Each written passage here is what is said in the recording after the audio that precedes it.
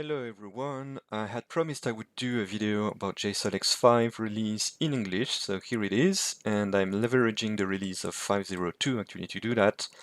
I'm going to focus mostly on one aspect, which is the integration with SpectroSolHub, which is a new website to share images. So to illustrate that, I'm going to just process a file I captured a few minutes ago. So let's select the file, go with full process. So JSol'Ex discovers that this is the iron line. And if you know about that, the iron line is the dark line which is visible in the cropping window. And that's absorption line. But in addition to this, in the same cropping window, we have also the helium line, which is visible. So that's visible if you go to the video analyzer, you can do that, open these,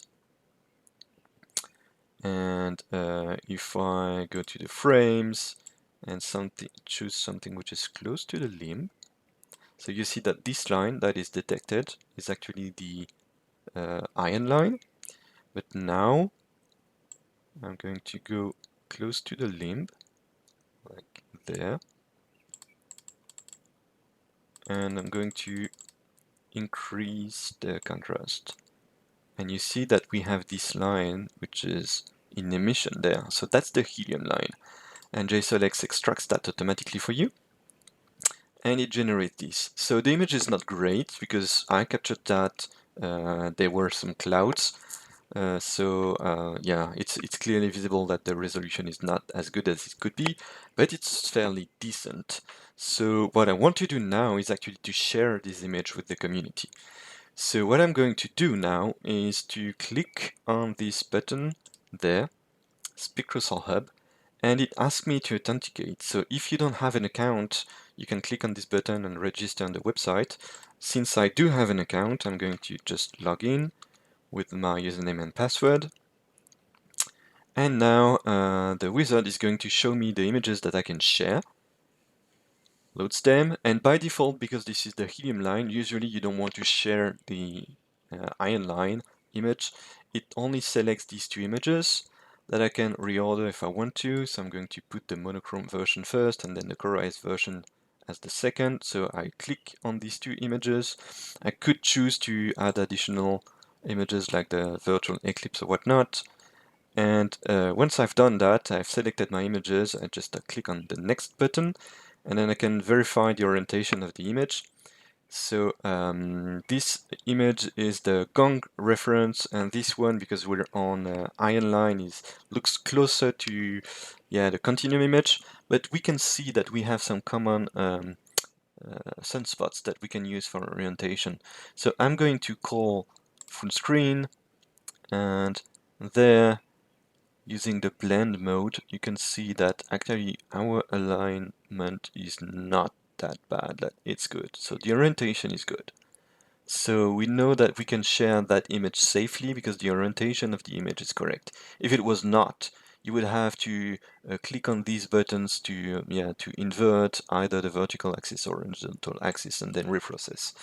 So my orientation is correct, so now I can click next, and it autofills some of the parameters that I have, so the telescope, the camera, the line that is observed, and I can add some nodes. So I would say something like captured under clouds or cloudy conditions and used in the demo for the YouTube video. And if I want to, I could add some tags. So there's going to be a tag added automatically for helium. But I could say, demo or whatever, and you can add some hashtags if you want to. So the hashtags can be useful if you want to categorize your images and find them later. So this is something that I would like to do to classify my images. So you can see that you have a quota, which is there. It's going to tell you how many images you can have. And if I want to publish the image directly, I can click this button. Otherwise, if I leave it unchecked, it's going to go in a staging area. And then you would have to explicitly publish it later. So what I'm going to do is just click on Publish now and click on Submit, and it's going to open the page of my publication now. So now it's online, and I have this image, this session actually, with 2 images published, and then you can go and click and zoom in, zoom out, etc., etc. So you have access to the different images, and yeah, so that's for a single observation. So you can see that it has all the details about the wavelength that was observed, the p-angle, etc., etc. So lots of information, and I can come back to the session, but more importantly, I can go to the top level, and this is where you see all the images that were published by the community. So you can see that we already have quite a few images that were published. Not all of them were published using JSol'Ex. Some of them were published manually using a button that you can click to upload your images. Just know that if you do that, you're not going to have the advanced feature that I'm going to show you in a few minutes. But basically, so you see there's a hashtag already for helium, so we can see all the helium images that were published. We can go on an observation like this one, and we can like the observation. We can share on Facebook, Mastodon, Blue Sky, whatever, or even direct links. So you can see the images from different users. So quite nice. And yeah, so basically everything is classified so that we can search. So you can go in the search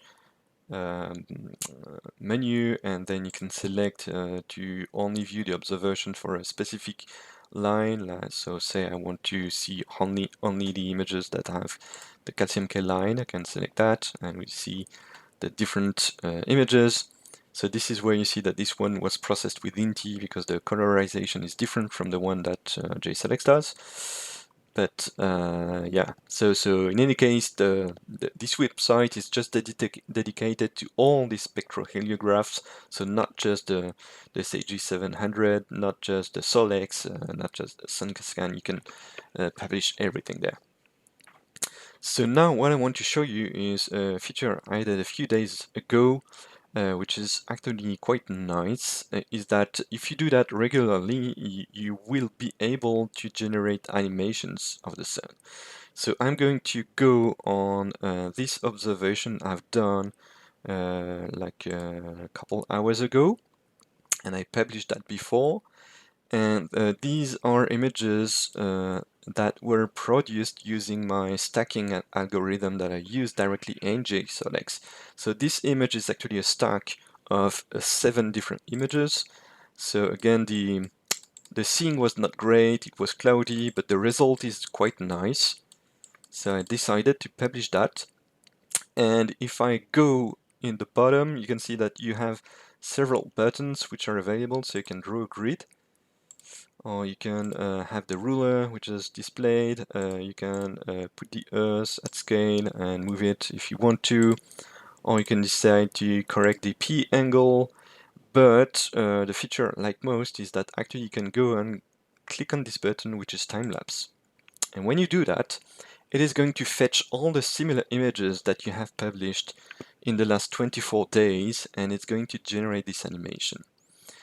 So when we look at this one, we see that at some point there's some overlay which is not super nice, and that's because I missed some observation data between 2 sessions. And this algorithm is using derotation, so it is much more smoother than what you would get if you had a dumb algorithm. So it means that if I go and click on these edit frames, you see that it selected all the images I've published for the past 24 days, but because I have some gaps there, it has filled the gaps using the derotation algorithms. So instead of doing this, I could unselect these and only select the last 6 days and generate the animation again, and now have an animation just for the last 6 days.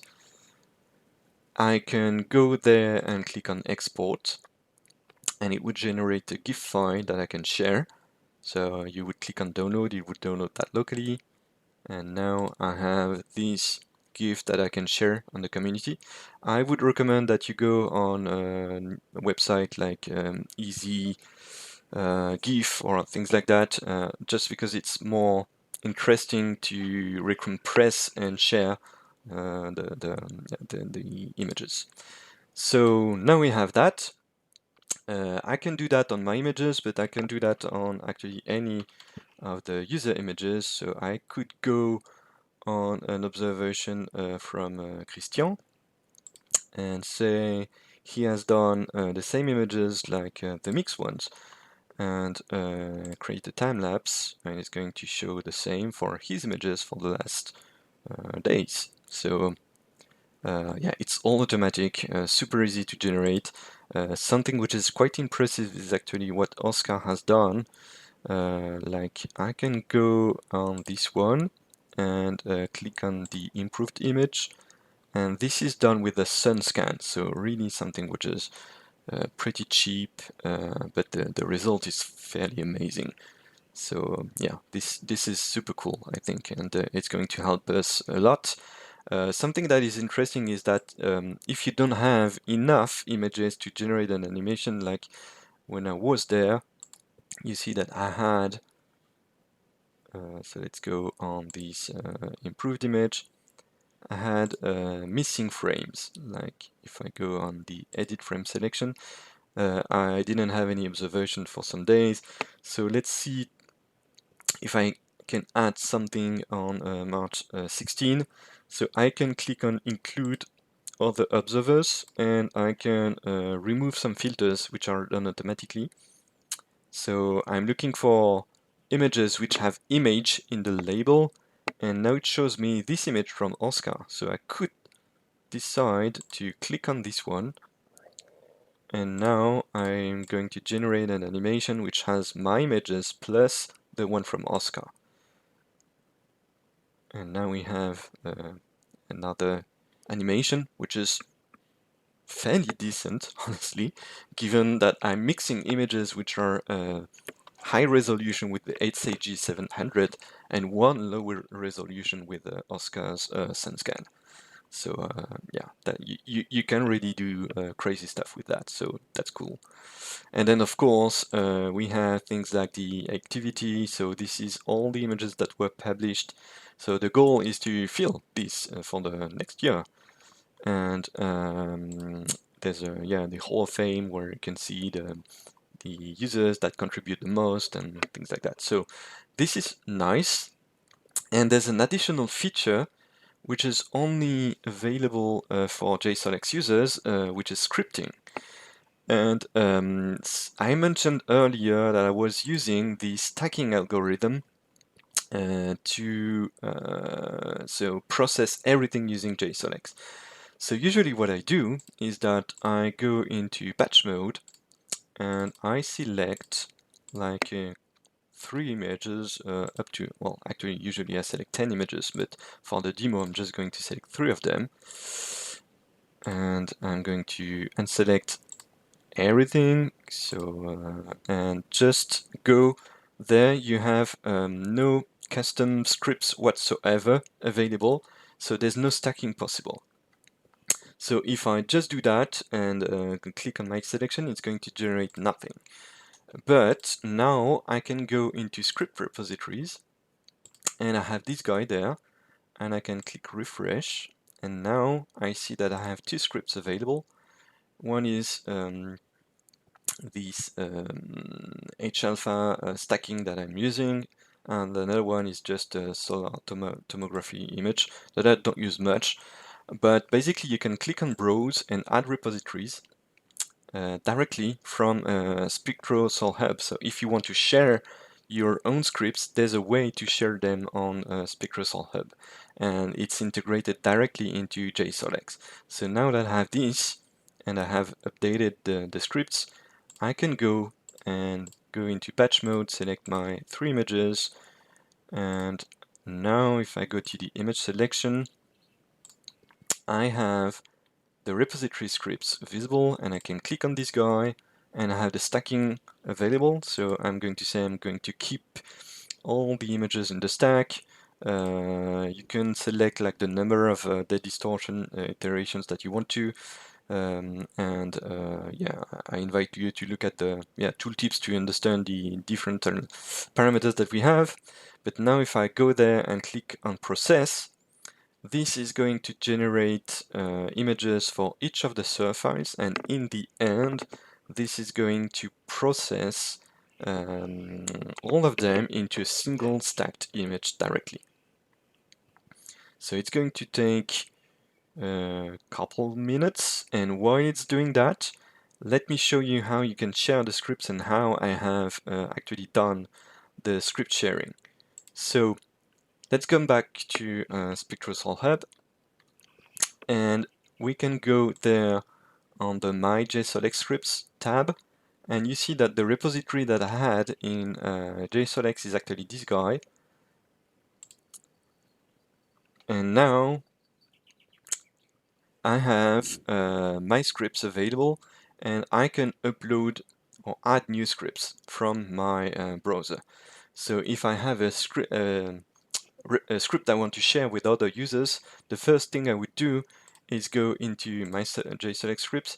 If you don't have one, you create a new repository. So I'm going to create a test repo,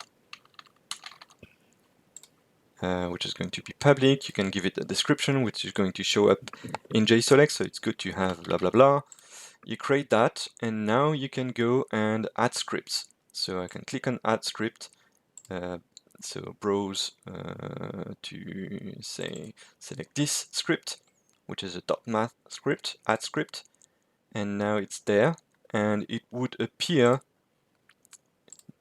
now in the script repositories. If I browse, this appeared here. So fairly nice. So I'm going to remove that now. I don't want to share that anymore, so I'm going to remove this and go back and delete my repository with all the scripts. So I only have the official repository that I want to share with you. The test one is gone. So if you want to share a script, it's fairly useful. So now let's go back to the stacked image. And you see that, JSol'Ex has generated this stacked image, and the script actually is nice because it would show you what you have as an input, which is all these images disformed and malformed by the atmospheric distortion, and the corrected version. So we could decide to increase the number of iterations of the distortion to improve the result. Usually, you can add more images and whatnot, but the result is fairly good, and that's how I got all my images basically in H-alpha. I only do that. I never open something else than JSol'Ex to process images. Everything is done with this script. So that's basically everything for SpectroSolHub. Something that you have to know about JSol'Ex 5 is that there's also a new feature that I'm probably going to describe more in details in another video, which is Python scripting. So if you're interested in that, you can write Python scripts instead of this internal language which is specific to JSol'Ex, which is called ImageMath. So this is available again in JSol'Ex 5.0. Okay, so that's all I wanted to show you today. Thanks for listening, and I hope that you're going to share your images and that we're going to have amazing animations like for a month. That would be awesome to reach. Thank you, and bye-bye.